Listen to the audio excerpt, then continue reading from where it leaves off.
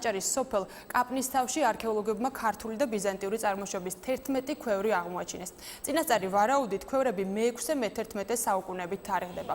სპეციალისტთა განცხადებით ანალოგიური ქვევრები საქართველოში მხოლოდ აჭარაში და ყოფილი ბიზანტიის იმპერიის აღმოსავლეთ ნაწილშია ნაპოვნი.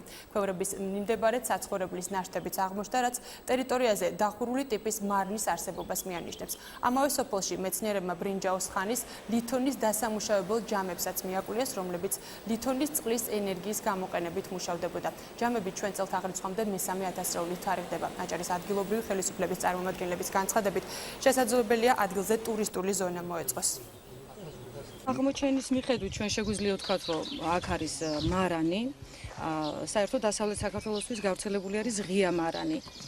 და შეიძლება ყოფილიყო ღია, მაგრამ როგორც ხედავთ, აქ ნაგებობების ნაშთებმაც იჩინა თავი, აი ამ ნაგებობებს ზე არის საუბარი, რაც იმაზე მიუთითებს, რომ მეურნე საქმე სახლის ხონია გამართული. წინასწარ ბატონამას ჰქონდა ინფორმაცია, რომ აქ ერთი ქვევრი იყო გამოჩენილი და უკვე ვარაუდი არსებობდა, რომ აქ შესაძლებელია უფრო სერიოზული მასალა ყოფილიყო და ამაზე დაყრდნობით წელს სააგენტომ დააფინანსა აღნიშნული არქეოლოგიური იონი და მე ძალიან მიხარო გამართლდა ეს მოლოდინი და ფაქტობრივად ჩვენ აქ უნიკალური მასალა ვნახეთ.